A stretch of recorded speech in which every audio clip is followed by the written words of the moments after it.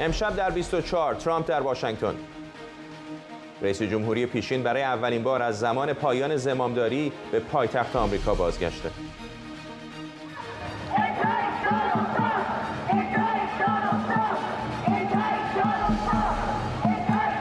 من آرش علایی در مقابل هتل محل سخنرانی دونالد ترامپ هستم.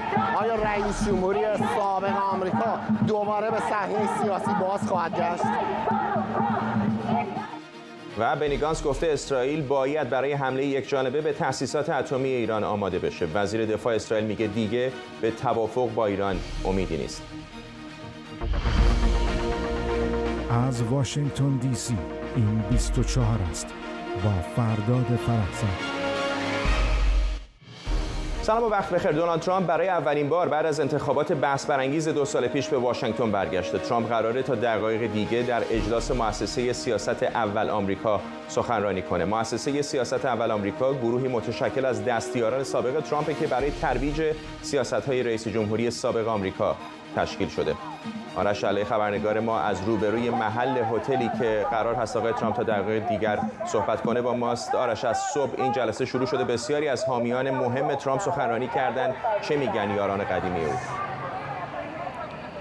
ببین خب این جلسه است که همونجور که گفتی امریکا فرست یک تینک تانک یا یک اتاق فکری است نزدیک به جناح راستگرای حزب جمهوری خواه و تعداد زیادی از جوانان حزب جمهوری خواه رو هم شامل میشه، کسایی که قبلا در کاخ سفید ترامپ خدمت کردند و در 5 حوزه اصلی قرار راجع به سیاست‌هایی که در سال 2024 حزب جمهوری خواه تعقیب کنه صحبت کنن. در مورد اون در واقع 4 تا 5 تا کاتگوری صحبت خواهیم کرد. فقط میخوام یک ایده‌ای بگیرید که الان من کجا وایسادم. پشت سر من همینجور که میبینید طرفداران در واقع مخالفین آقای ترامپ هستن که از یه حدود نیم ساعت پیش اینجا آمدن پشت سر ما و درست در مقابل هتل برگزاری همایش در حال شعر خوندن هستن و در حال رو طبل کوبیدن هستن و سعی میکنن توجه ها رو به خودشون جمع کنن و در نقطه مقابل هم در اونور خیابون اگر فیلمبردار ما بتونه نشون بده جایی است که هتل محل برگزاری همایش هست. اون طرف طرفداران دونالد ترامپ رو میبینید، کسایی که موافق رئیس جمهوری سابق آمریکا هستند. اینا دوتاشون توی یه پیاده رو در واقع داشتن با همدیگه شعار میدادن. پلیس اومد اینا رو از هم جدا کرد و شاید فردا تنها تیم خبری که الان اومده باشه وسط این تظاهرات وایساده باشه ما 2 تا خبرنگار خاورمیانه‌ای هستیم که به نظرمون خیلی اینها در واقع تظاهر کنندگان بسیار سیویلی به حساب میان، به هیچ وجه دعوا نکردن، کتککاری نکردن، خیلی مهربون به نظر میاد و این به ما اجازه داد که بیان دقیقاً این دوربینمون رو وسط تظاهراتشون بکاریم.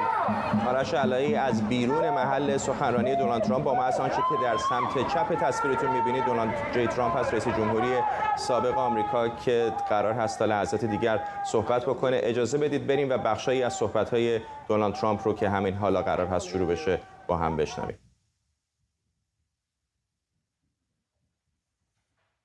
بیننده 24 هستید با من فرداد فرحزاد از ایران اینترنشنال. همونطور که بهتون گفتم داریم در مورد سخنرانی دونالد ترامپ صحبت میکنیم که قرار هست تا دقایق دیگر در انستیتوی آمریکا اول صحبت بکنه. آقای ترامپ میدونید که از 2 سال پیش که انتخاباتی جنجالی در این کشور برگزار شد و کاخ سفید رو ترک کرد تا به امروز به پایتخت ایالات متحده آمریکا یعنی اینجا واشنگتن دی سی باز نگشته بود. این اولین سفر او هست به پایتخت آمریکا و بسیاری این گمانه رو مطرح کردن که ممکن هست در 1-2 ماه آینده و شاید حتی زودتر از اون آقای ترامپ اعلام بکنه که قرار هست برای انتخابات ریاست جمهوری 2 سال آینده دوباره شرکت بکنه. بسیاری در حزب جمهوری خواه مردد هستند که آیا او باید دوباره شرکت بکنه یا نامزد جدیدی از سوی حزب باید معرفی بشه، به خصوص به خاطر اینکه کمیته بررسی حوادث 6 ژانویه که مربوط هست به یورشی که بعد از پایان انتخابات 2 سال پیش صورت گرفت و بسیاری از طرفداران آقای ترامپ به کنگره رفتند،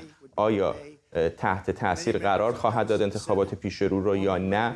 همین ساعت پیش دادستان کل ایالات متحده آمریکا در مصاحبه با تلویزیون NBC گفته که نمیتونه رد بکنه این احتمال رو که ممکن هست آقای ترامپ هم به عنوان یکی از مظنونان در ارتباط با آنچه که بعد از حوادث 6 ژانویه اینجا در پایتخت آمریکا واشنگتن دی سی رخ داد مورد پیگرد کیفری قرار بگیره. اگر رئیس جمهوری سابق آمریکا مورد پیگیری کیفری قرار بگیره، شانس او برای شرکت در انتخابات با سوالهای زیادی مواجه خواهد شد. سخنرانی آقای ترامپ رو سعی می‌کنیم به محض که ترجمه همزمان ما برقرار بشه براتون پخش بکنیم. اما فعلا اینجا در استودیو مهمانی داریم، آقای گابریل نورونها که در دولت آقای ترامپ مسئول سابق میز ایران بود به ما پیوسته. چقدر فکر میکنید آقای نورونها که این احتمال واقعا وجود داره که آقای ترامپ با توجه به تمام انتقادهایی که الان داره از او صورت میگیره سرانجام اعلام بکنه که در انتخابات پیش رو شرکت خواهد کرد؟ من فکر میکنم که خیلی احتمالش بالاست. من فکر میکنم که حتما این کار رو انجام خواهد داد و انتخابات شرکت خواهد کرد.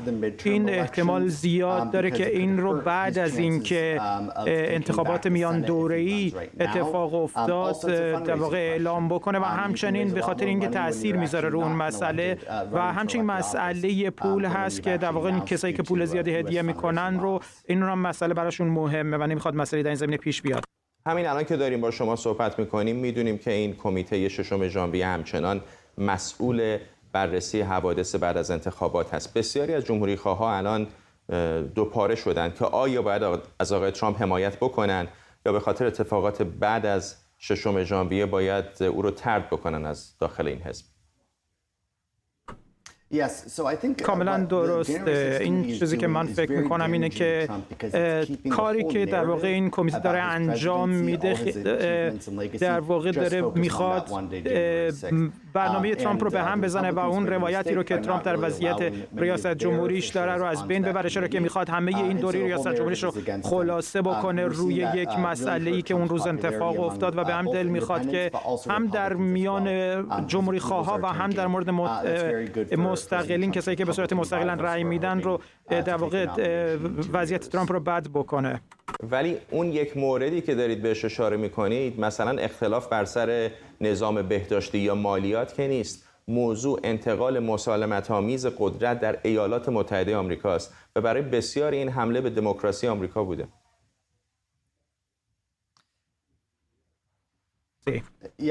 کاملا درسته. من فکر میکنم اون چیزی که خیلی اهمیت داره برای حزب جمهوری‌خواه اینه که در واقع بتونن که مسئله سیاستش رو در واقع برای دموکرات ها سیاستشون کاملا خلاصه شده رو مسئله کمیته در واقع 6 ژانویه و همه چیز رو دارن به اون خلاصه میکنن. امروز در واقع دیدیم که پنس سخنرانی کرد و گفت که ما نباید به برگردیم به عقب و به عقب نگاه کنیم و این کمک میکنه به رئیس جمهور ترامپ. جمهوری خواهان میخوان رو به جلو نگاه بکنن و یک برنامه مشخصی رو اونجا بکنن و در واقع چیزی رو که میخوان از یک رئیس جمهوری خواه انتظار داشته باشن رو زیاد بحث بکنن. و گمان میکنم دولتی بهتر از اینی که در سر کار هست نمیشد به جمهوری خواهان هدیه داد. اینطور نیست؟ با توجه به وضعیت اقتصادی فعلی و بحران انرژی که آمریکا داره باش روبرو میشه، به نظر میاد که بسیاری دوباره دارن تمایل پیدا میکنن به حزب جمهوری خواه.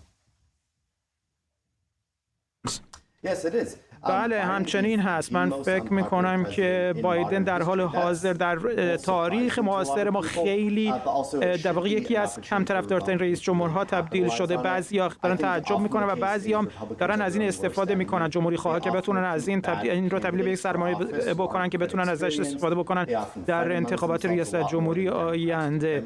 و در واقع دموکرات ها در میان خودشون منتهای خورد اتحادشون بیشتره و در میان مطبوعات طرفداران بیشتری دارن و این در واقع باعث میشه که این وضعیت دولت فعلی کمک میکنه به در واقع روایت دولت ترامپ و به ترامپ کمک زیادی خواهد کرد. معمولا رئیس جمهورها چه از حزب دموکرات و چه جمهوری خواه در دوره دوم زمامداریشون یک مقدار رفتاراشون تغییر میکنه چون دیگه نگران انتخابات مجدد نیستن. فکر میکنید آیا ترامپ هم در دور دومش اگر نامزد بشه و انتخاب بشه یک ترامپ دیگر خواهد بود یا همون ترامپی خواهد بود که برای 4 سال میشناختیم؟ من فکر می‌کنم که شما یک ترامپی رو خواهید دید که خیلی آماده مبارزه باشه، چرا که دیگه نمیخواد این رو در واقع انتخاب بشه خودش و خودش رو دوباره انتخاب کنه و بیاد بالا. به همین دلیل از درس‌هایی هم که در دوره اول در واقع گرفت استفاده خواهد کرد، درس‌های شخصی، کسایی رو انتخاب خواهد کرد که بهش کمک بکنن که بیشتر بهش وفادار هستن، نه کسایی که بعداً بتونن بر علیهش کار کنن. کسایی رو در دولت قبلی که داشتن کسایی هستن که در واقع بعضیاشون مشکلی بود، بعضی هستن که در واقع نمیخوان کار بکنن در دولت ترامپ، چون میگن که در واقع وضعیت تروماتیک زیادی هست، در این زمینه ترومای زیادی وجود داره و نمیخوایم که در این زمینش کار بکنیم. به همین دلیل در مخصوصا در سیاست خارجی ما فکر میکنم خیلی تندتر باشه. در جلسه‌ای که امروز در جریان بود و الان هم آقای ترامپ داره صحبت میکنه، من حرف زیادی در مورد ایران نشنیدم. من با شما در همون دولت آقای ترامپ در میز ایران کار میکردید. یک چالش بزرگ سیاست خارجی، چه دولت بعدی دموکرات باشه و چه جمهوری خواه، طبیعتاً برنامه هسته ایران هست. فکر میکنید یک، برنامه هسته ایران به چه سوی خواهد رفت و دو، دولت بعدی آمریکا چه کار خواهد کرد؟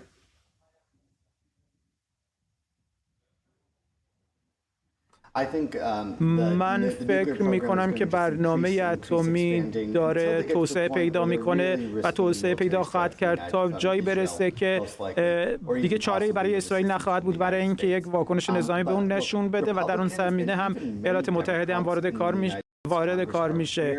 دموکرات ها و در واقع جمهوری خواه در کنگره خیلی بر ضد اون چیزی هستند که در واقع با دولت بایدن داره این کار رو انجام میده، این کار رو که انجام میده خیلی مخالف هستند. میدونین که در جمهوری خواه ها خیلی چیزا هستند که با خودش در میان خودشون اختلاف دارن، ولی ایران یک مسئله هست که بسیار همه روش اتفاق نظر دارن. جمهوری خواه همه میخوان که برگردن به فشار حد اکثری، سیاست فشار حد اکثری، و اگر همچین مردمی ادامه پیدا بکنه امکان وجود خواهد داشت که به سمت یک حمله نظامی پیش بره.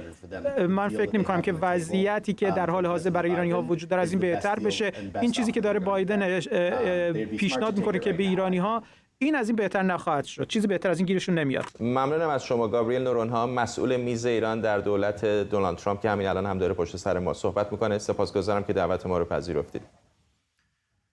خب بیننده برنامه 24 هستید با من فرداد فرهزاد از ایران اینترنشنال. اینجا در واشنگتن دی سی همونطور که بهتون گفتم ترامپ در حال سخنرانی هست. آقای ترامپ در حالی کاخ سفید رو ترک کرد که به دلیل حوادث 6 ژانویه و حملات هوادارانش به ساختمان کنگره تحت فشار بود. بعد از اون حمله مدارک و شهادتنامه‌های زیادی در این کمیته ارائه شده، مثل ویدئویی از پشت صحنه آماده شدن ترامپ برای ارائه سخنرانیش بعد از 6 ژانویه. I would like to begin by addressing the heinous attack yesterday, and to those who broke the law, you will pay. You do not represent our movement, you do not represent our country, and if you broke the law, you can't say that. I already said you will pay, but this election is now over.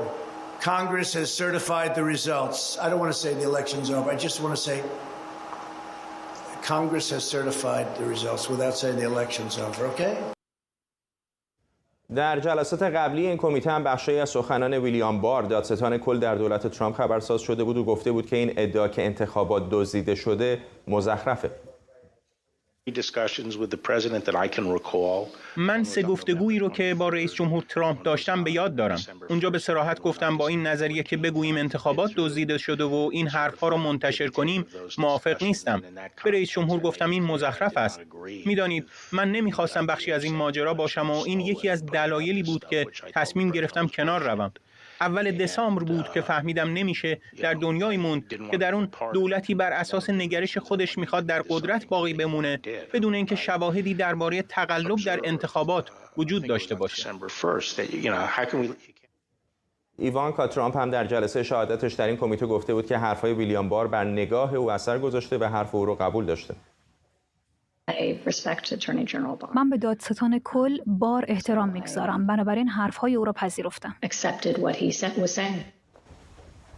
ترامپ متهمه که میخواسته روند انتقال قدرت به رئیس جمهوری بعدی رو مختل کنه. همکارم سمیرا قرایی اینجا در استودیو با ما پیوسته و همینطور شاهین سمی کارشناس امنیت ملی هم از ویرجینیا با ماست. همونطور که در گوشه تصویر هم می‌بینید دونالد ترامپ شروع به سخنرانی کرده. فکر می‌کنم الان میتونیم بریم بخشی از صحبت‌های رئیس جمهوری سابق آمریکا رو بشنویم و بعد برمیگردیم با مهمانان برنامه.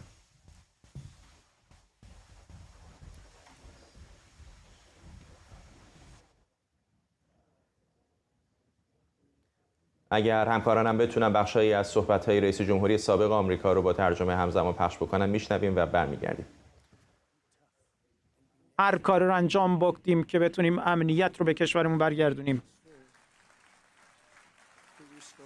ما قبل از هر چیز باید این قدرتی رو که منابعی رو که از پلیسمون گرفتیم به اونها برگردونیم. ما باید پلیسمون رو تنها بذاریم که کارش رو انجام بده. هر کاری که دارن انجام میدن اینا دارن میترسن که نکنه یک کسی بهشون یه کاری بکنه، بندازنشون زندان، کارشون رو ازشون بگیرن. اجازه بدین کارشون رو انجام بدن، اجازه بدین احترامی رو که لیاقتش رو دارن داشته باشن.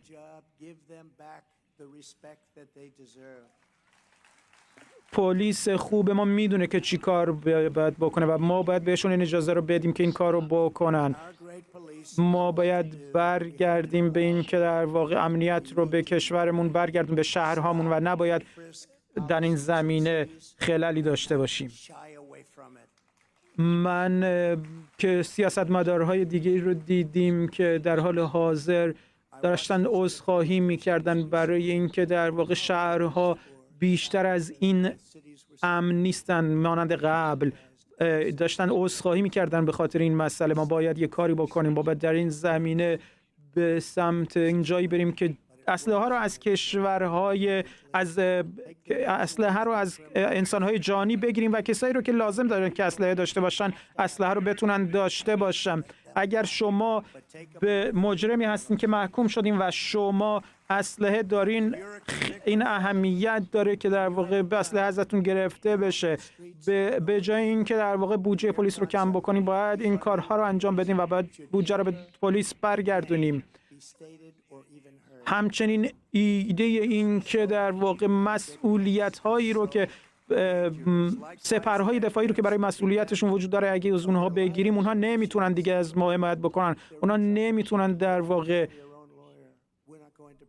امنیت رو به جامعه ما برگردونن. اگر این سپرهای دفاعیشون رو که برای مسئولیتشون لازم هستن رو از اونها بگیریم. افسرهای پلیس ما کسایی هستن که برای ما قهرمان هستن، اونها دارن به جامعه خدمت میکنن در یک شغل بسیار سخت و بسیار پر از خطری. این روزها هم در واقع این خطر بیشتر از زمانهای قبل وجود داره و بسیار خطرناکتر هست. این شغل اینها دارن این قدرت رو از پلیس ما میگیرن و در واقع کار میکنن. این چپ رادیکال داره قدرت رو از پلیس ما برمیگیره و اونها دارن به این غیر عدم امنیت میگن دروغ بزرگ. شما شنیدین این رو قبلا میگن. به همین دلیل هفته آینده، سال آینده باید که در کنگره ما اکثریت باید به اون لایه‌های رأی بدن که به پلیس کمک بکنه، به این قهرمانان ما که بتونن در کارشون احساس امنیت بکنن و اگر اونها این کار رو در کارشون احساس امنیت نکنن ما کشور امنی نخواهیم داشت. اینها باید بتونن که شهروندان امریکا رو و همه کس رو در امریکا، حتی اگه کسایی که در واقع کسایی که اینجا نیستن باید بیان و احترام بذارن به اینها، احترام رو به لازم رو باید داشته باشن، چرا که اینها برای همه امنیت رو به ارمغان میآورن. این اهمیت زیادی داره که در واقع پلیس بتونه منابع خودش رو داشته باشه و این دموکرات‌های رادیکال این کارو کردن. خب بیننده صحبت‌های رئیس جمهوری سابق آمریکا دونالد ترامپ هستید در کنفرانس اول آمریکا. موضوع این کنفرانس هم نظم و قانون هست و طبیعی هستش که رئیس جمهوری سابق آمریکا داره در مورد نیروهای امنیتی و به خصوص پلیس و بحث اسلحه در آمریکا صحبت میکنه. گوش به حرفای او دارن میدن همکاران من به محضی که در مورد ایران و سیاست خارجی حرف بزنه حتما دوباره به او باز خواهیم گشت. همونطور که بهتون گفتم همکارم سمیرا قراره اینجا در استودیو با ماست و شایان سمی کارشناس امنیت ملی هم از ویرجینیا به ما پیوسته. همه شواهد سمیرا حاکی از اینه که به نظر میاد آقای ترامپ دیر یا زود اعلام خواهد کرد که نامزد ریاست جمهوری میشه. همینطوره. هفته گذشته اگر اشتباه نکنم یک مقاله منتشر شد در این رابطه که متحدان آقای ترامپ و مشاوران نزدیکش به او گفتند که اون کاری که دلش میخواد انجام بده اینه که اعلام نامزدی بکنه برای سال 2024 رو انجام بده و منتظر انتخابات میان دوره‌ای نمونه. پیشتر شنیده بودیم که احتمالاً صبر خواهد کرد تا انتخابات میان دوره‌ای در ماه نوامبر که ببینه برشش چقدر هست در حزب جمهوری‌خواه و بین مردم آمریکا، بعد تصمیم بگیره که اعلام نامزدی بکنه. اما اون مقاله میگفت که نه، احتمال داره در ماه سپتامبر آقای ترامپ بخواد اعلام نامزدی بکنه برای سال 2024. اما دقایقی پیش کلین کانوی گفتگویی کرد با ABC و در این گفتگو گفت که آقای ترامپ مایله که نامزد انتخابات بشه. حتی ممکنه که امروز در همین صحبتی که الان داره انجام میده اعلام بکنه که انتخاب نامزدی خواهد کرد. اگر امروز هم نباشه به زودی. تاریخ دقیق نداده. این صحبتایی که خانم کانوی کرده و گفته که برای این که آقای ترامپ معتقده که کار تمام نشده اینجا داره و معتقد هست که مردم آمریکا نیاز دارن که اون دوباره برگرده به صحنه سیاست و اغلب آمریکایی‌ها مخالف سیاست‌های بایدن هریس هستند و اعتمادی دیگه به کمپین بایدن هریس ندارن و بعد ارجاع میده به اون نظرسنجی که چندی پیش روزنامه نیویورک تایمز و کالج سی‌ان‌ان انجام دادن. از تعدادی از دموکرات‌ها پرسیده بودند، آمریکایی‌هایی که به عنوان دموکرات خودشون رو ثبت نام کرده بودند و 64% از مردم گفته بودند که مایلند که حزب دموکرات یک نامزدی بجز آقای ترامپ رو اعلام بکنه. شواهد و بایدن حزب دموکرات، بله، به جز آقای بایدن. شواهد و قرائن بله مبنی بر این هستش که احتمالاً آقای ترامپ باز خواهد گشت. اما یادمون نره که کمیته ششم ژانویه در حال برگزاری هست. به صحبت‌های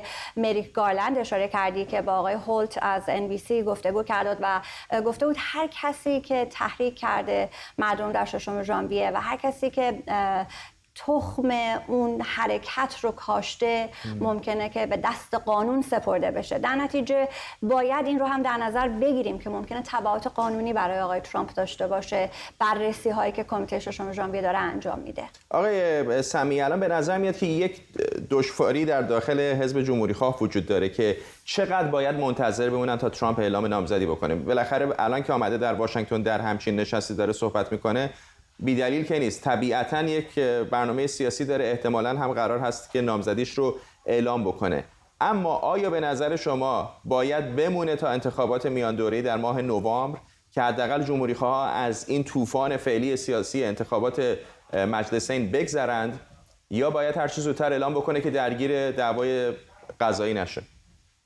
با درود خدمت شما بایستی عرض بکنم که مسئله‌ای که وجود داره اینه که بزرگان حزب جمهوری‌خواه مثل رهبر جمهوری‌خواهان در مجلس سنا و رهبر جمهوری‌خواهان در مجلس نمایندگان پشت صحنه علاقه به این دارن که آقای ترامپ فعلا سکوت اختیار بکنه و اعلام کاندیداتوری نکنه. به چه دلیل؟ به خاطر اینکه بر این باور هستند اگر آقای ترامپ بیاد اعلام بکنه دموکرات ها رو بیشتر متحد میکنه و اون باعث میشه که دموکرات های بیشتری در انتخابات مجلسین شرکت بکنن و شانس برنده شدن جمهوری خواهان رو بیارن پایین.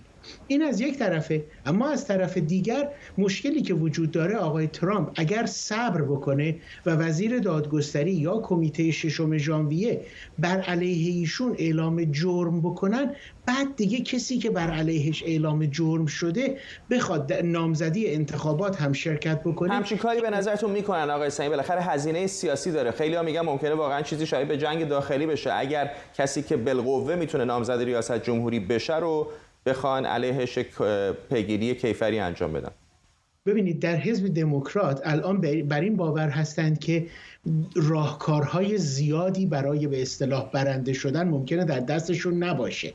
اگر یک همچین فقط اسلحه ای رو در اختیار داشته باشن و راهکار دیگری نداشته باشن، قدر مسلم این کار رو خواهند کرد.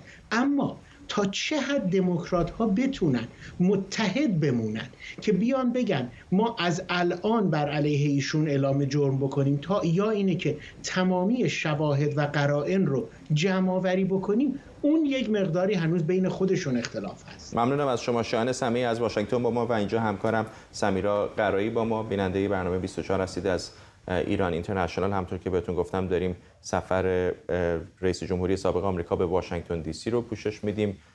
بریم به موضوع ایران. وزیر دفاع اسرائیل در مصاحبه با کانال 13 این کشور گفته اسرائیل توانایی اون رو داره که به برنامه اتمی ایران آسیبی جدی وارد کنه یا اون رو به تأخیر بندازه. بنی گانتز گفته کشورش هرگز اجازه توافق بد با ایران رو نمیده، چون یک توافق بد به حکومت ایران مشروعیت میده و باعث گشایش اقتصادش میشه. او گفته مسیر جو بایدن برای پیشبرد دیپلماسی راه حل بدی نبود، اما در مورد ایران تبدیل به یک تاکتیک تأخیری شد.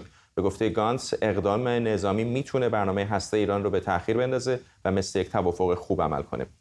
به گفته وزیر دفاع اسرائیل ایران فقط مشکل اسرائیل نیست بلکه یک مشکل جهانیه. او گفته آمریکا باید این واقعیت رو بپذیره که دیگر امیدی به توافق نیست و با کمک اسرائیل به عنوان آخرین چاره به زور متوسل بشه و ایران رو از دستیابی به سلاح هسته‌ای باز داره.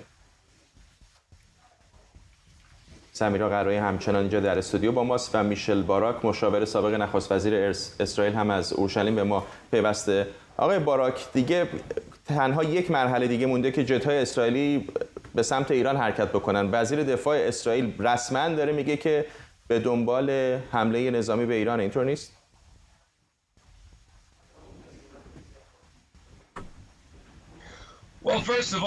من فکر میکنم اگر شما به صورت تاریخی این رو مسئله رو نگاه کنیم که ایران و اسرائیل روابط خیلی خیلی خوبی داشتن در سالهای 1960 و 1970.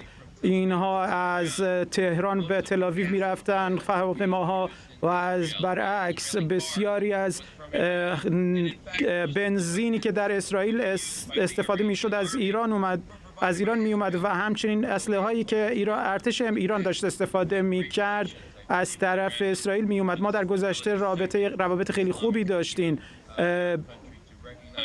در واقع ایران دومین کشور مسلمان بود که اسرائیل رو به رسمیت شناخت در 1950. اما الان به نظر میرسه که ما در وضعیت خیلی متفاوتی در این وضعیت هستیم، چرا که در واقع رژیم کنونی داره تهدید میکنه اسرائیل رو، تهدید میکنه که اسرائیل رو به امنیت اسرائیل رو و اسلحه هسته‌ای استفاده خواهد کرد بر علیه اسرائیل.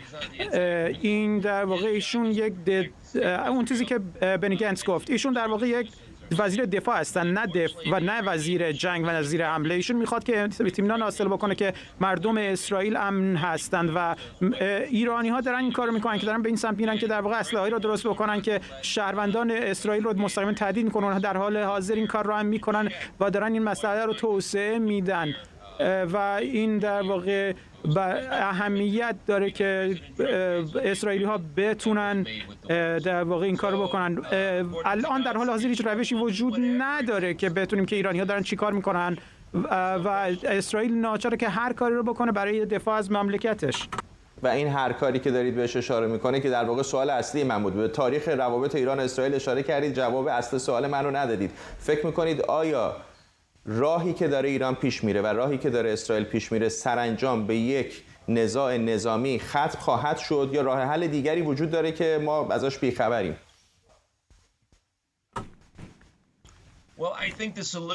من فکر میکنم که در واقع اون راه حلی که همه میخوان اینه که یک راه حل دیپلماتیک باشه، جامعه جهانی بتونن در واقع با هم کاری بکنن که ایرانی ها نیروی هسته‌ای رو داشته باشن که بتونن استفاده صلح‌آمیز استفاده بکنن و جلوگیری بکنن از این که در واقع ایران اسلحه داشته باشه که تهدید بکنه. اگه اینا این اسلحه رو داشته باشن خوب نیست که بتونن کشورهای دیگر رو تهدید بکنن.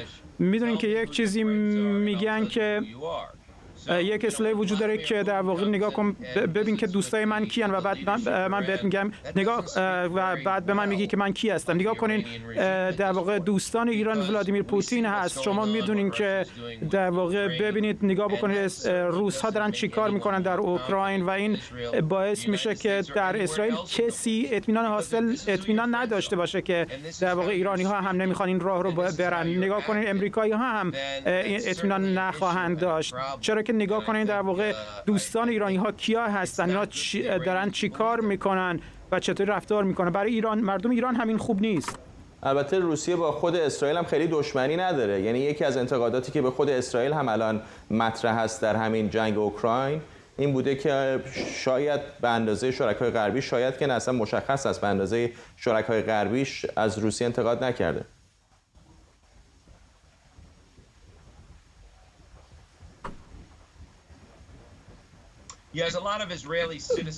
بسیاری از اسرائیلی ها در این زمینه در واقع شاکی هستند که دولت اسرائیل در مورد مسئله اوکراین خیلی موضع قوی نداره، خیلی موضع بهتری رو اتخاذ نکرده، ولی خب در واقع در حال حاضر اسرائیل با یه وضعیت خیلی بدی سر و کله میزنه. چرا که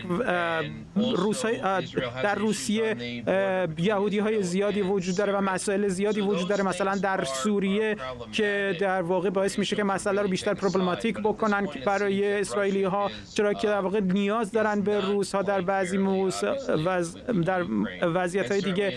به همین دلیل باعث شده که اگرچه همه ما میدونیم که روس‌ها عادلانه رفتار نکردند، اما به همین دلیل، اما به خاطر این مسائلی که وجود داره نتونستیم، در واقع دولت اسرائیل نتونسته که موضع بهتری داشته باشه و این تبدیل شده به یکی از مسائل خیلی مهم برای دولت اسرائیل.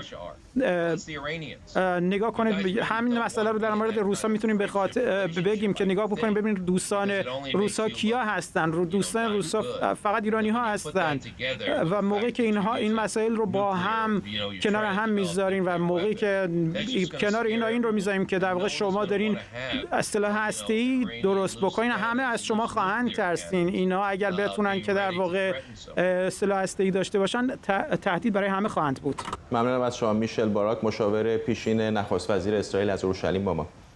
همکارم سمیرا قرایی همینجا در استودیو با ما است. سمیرا، میدونم تو شاید بیشتر از خیلی از ما تو این اتاق خبر این تحولات مربوط به واکنشایی که اسرائیلی‌ها به برنامه هسته ایران دارن رو دنبال میکنی. نمیگم بی سابقه است ولی کم سابقه است که یک وزیر دفاع اسرائیل این چنین عیان بگه که همه راه‌های سیاسی به نظر میاد که به بنبست رسیده و تنها راه پیش روی ما یک حمله نظامی احتمالیه. دقیقاً همینطوره. ببین آقای گنتس در صحبتی که امروز کرده میگه این توافق بدی هست. یعنی هر چیزی که تا الان شکل گرفته، همین امروز ما مقاله ژوزپ بورل رو داشتیم در فاینانشال تایمز که راجع به پیشنهادی که اتحادیه اروپا آماده کرده، توافقی که نهایی کرده و روی میز هست صحبت میکنه و میگه که همگان فرصتی دیگه نمونده، بیاین و امضا بکنید برای اینکه جلوی یک بحران هسته‌ای در جهان رو بگیریم. این توافق رو آقای گنتس از اساس توافق بدی مینامه و میگه که ما میتونیم به برنامه هسته ایران آسیب بزنیم، میتونیم اون رو به تعویق بیاندازیم.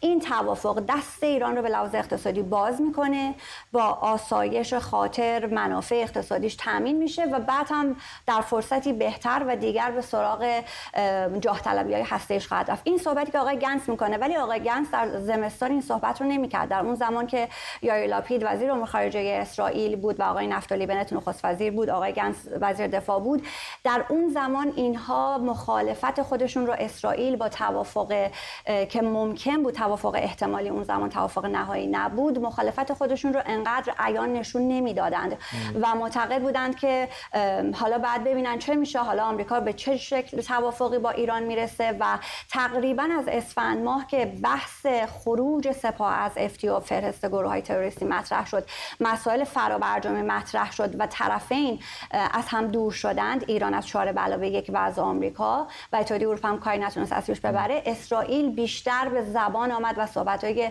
این چنینی مطرح کرد. با این همه یادت اگر باشه چندی پیش بود، شاید ماه پیش بود که ژنرال آهارون حلیوه که فرمانده امان هست، ستاد اطلاعاتی نظامی ارتش اسرائیل، گفت رسیدن به توافق با ایران برای اسرائیل بهتر هست که بعد مخالفت‌های صحبت‌هایی شد و خود آقای گنس رویکرد دیگری رو اعلام کرد. گفتن که یک صحبت‌های ضد و نقیضی در ارتش اسرائیل مطرح شده. یعنی اگر در مجموع نگاه بکنیم موضع اسرائیل از زمستان تا به امروز فرق کرده. در این میان صحبت‌های ضد و نقیضی هم از یکی از فرماندهان بلندپایه ارتش اسرائیل ما شنیدیم. ممنونم از تو سمیرا قرایی. جایی نره همینجا بمون، ولی اجازه بده بریم بخشی از صحبت‌های دونالد ترامپ رئیس جمهوری آمریکا رو بشنویم که همینجا در واشنگتن دی سی داره در اجلاس اول آمریکا صحبت میکنه. زیادی هستن در شهر، همه جای شهر هستن که بی خانمان هستن. دیگه قابل تشخیص نیست این شهر با موقعی که من ترکش کردم. خیلی فرق کرده. اینجا نگاه کنید، در واقع جاهایی که خیلی خوشگل ترین جاهای دنیا بودن در شهر دی سی الان تبدیل شده به جایی که بی خانمان ها در اونجا کم کردن و در اونجا موندن. رهبران ما وضعیت رو به این وضعیت درست کردن که در واقع کسایی که میان اینجا رهبران جهانی و این تأثیر خیلی منفی روشون میذاره و موقعی که برمیگردن به کشور خودشون میگن این چه وضعیتی بود، این چه نوع کشوری ایالات متحده که مردمش اینطوری در واقع جاده های اصلی این همه آدم بی خانمان وجود داره، در حتی آشغال تو خیابون ها، بطری ها، همه جا هر چیز، تاسیگار، همه چی رو موقعی نگاه میکنین چیزای خیلی زیادی هستن در خیابون ها. موقعی که در واقع چادرهای افراد بی خانمان رو نگاه میکنین میبینین که چه وضعیتی داره اتفاق میفته. خیلی هستن که دوست ندارن این رو بشنون، ولی تنها راهی که میتونیم با این کار رو انجام بدیم و صدها هزار نفر رو در واقع نجات بدیم و شهرمون رو تمیز بکنیم اینه که در واقع بخشای زیادی از شهرها هستن، در خارج از شهرها هستن که ارزان هستن. اینها رو باز کنیم برای خرید و فروش زمین، برای ساخت و ساز و همچنین روانشناس باید بیاریم، باید پرستار، پزشک بیاریم و اینها رو در واقع کاری بکنیم که بهشون کمک بکنن و همچنین دستشویی‌های عمومی درست بکنیم، بیمارستان‌ها درست بکنیم برای اینها که بتونیم در واقع به اینها کمک بکنیم. همچنین میتونیم چادرهای زیاد رو بیاریم و چادرهای خوبی که بتونن اینها از این چادرها استفاده بکنن در خارج از شهرها، بعد اینا رو ببریم خارج از شهر و برای اونها این امکانات رو فراهم بکنیم. ما باید این کار رو بکنیم. شما میدونم که بعده، ولی با چادر زدن کاری که میتونیم در یک روز انجام بده، ولی خب خیلی طول خواهد کشید که خب بخشای دیگر از صحبت‌های دونالد ترامپ رئیس جمهوری سابق آمریکا رو دارید میشنوید که انتقاد میکنه از وضعیت بی خانمان‌ها اینجا در پایتخت آمریکا واشنگتن دی سی. همکارم سمیرا قرایی همچنان با ما هست. معمولا وقتی یک رئیس جمهوری در آمریکا برای دور دوم نامزد میشه دیگه از حزب او کسی دیگری نمیاد. در مورد آقای ترامپ اتفاقی که الان افتاده اینه که یک خلایی به وجود آمده، یک دوره‌ای بوده ریاست جمهوری او و بعد آقای بایدن آمده و الان احتمال بسیار زیادی وجود داره که دوباره بخواد نامزد بشه. سوال بزرگی که برای خیلی‌ها هست اینه که آیا جمهوری خواهان باید دوباره با او وارد رقابت بشن و اگر وارد رقابت بشن چقدر میتونن جلوی او که اینقدر محبوبیت پیدا کرده در بدنه جمهوری خواهان دوام بیارن؟ سوال خیلی سختی است که جمهوری خواهان هنوز به نظر نمیاد جواب روشنی براش داشته باشن. نه ندارن و خود نسبت آقای ترامپ با حزب جمهوری خواه هم نسبت تازه‌ای هست، نسبت غریبی هست. یک جمهوری خواه پر سنتی ریشه دار نیست در حزب جمهوری خواه. اما از اون طرف خب فرماندار فلوریدا یک از رقبای جدی آقای ترامپ ممکنه در انتخابات 2024 باشه، یا مایک پنس که معاون آقای ترامپ بود در 4 سالی که رئیس جمهوری آمریکا بود. از قضا ورود آقای ترامپ به واشنگتن همراه شد با ورود مایک پنس به واشنگتن. البته قرار بود دیروز حرف بزنه ولی هوا خراب شد، امروز شد. کنسل کردن، انداختن امروز. و آقای پنس صبح امروز یک سخنرانی کرد در جمع دانشجویان محافظه‌کار. در سخنرانی خودش هیچ جور اشاره‌ای به دونالد ترامپ نکرد، اما در رابطه با انتخابات 2024 گفت که انتخابات همیشه نظر به آینده داره، رو به جلو داره و حزب جمهوری خواه هم باید نگاهش رو به جلو باشه. نباید اسیر این وسوسه بشیم که به گذشته نگاه بکنیم که تقریبا میشه گفت که داره اشاره ضمنی میکنه به اتفاقای سال 2020 و تمام جریان‌ها و اختلافایی که با آقای ترامپ داشت و میگه که نگاه من به شدت رو به آینده است و نباید نگران گذشته بود. یکی از نامزدهای حزب جمهوری خواه میتونه مایک پنس باشه. چیز گمانه‌زنی که رسانه‌ها مطرح میکنن. سخنرانی امروزش هم من ندیدم که خیلی حمله شدیدی به ترامپ بکنه. هنوز یک احترامی رو بالاخره به عنوان همکار قدیمی داره حفظ میکنه. دقیقاً به هیچ عنوان حمله به آقای ترامپ نکرد، صحبتی نکرد، اشاره‌ای اصلا به انتخابات 2020 نکرد. شاید اون جایی که میگه رو به گذشته نباشیم و رو به آینده باشیم، شاید از اونجا بخوایم اگر گمان زنی بکنیم اون رو ربط بدیم به انتخابات 2020، چرا که بسیاری معتقدن آقای ترامپ همچنان داره غمخواری انتخابات 2020 رو میکنه، همچنان داره راجع به انتخابات 2020 صحبت میکنه. روز جمعه، روز شنبه در آریزونا، در فلوریدا کمپین کرد، سخنرانی کرد، همچنان بحث انتخابات 2020 براش مطرحه و شاید اینها رو اگه کنارم قرار بدیم این رو بگیم ارجایی بوده که پنس داره به ترامپ و انتخابات 2020 میده. صحبتاش خب ارتباطی به انتخابات نداشته ولی به مسئله پایان خودخواسته بارداری اشاره کرده. از دانشجویان خواسته که یک جوری حرکت بکنن که تمامی 50 ایالت آمریکا علیه سقط جنین بشن. یک کتاب هم فرداد میخواد آقای پنس منتشر کنه، نام کتاب هست پس خدایا کمکم کن، ماه نوامبر قرار منتشر بشه. در کتاب قراره که صحبت بکنه راجع به اون روزهایی که منتهی شد به 6 ژانویه و اینکه چه داد و ستد کلامی با آقای ترامپ داشته.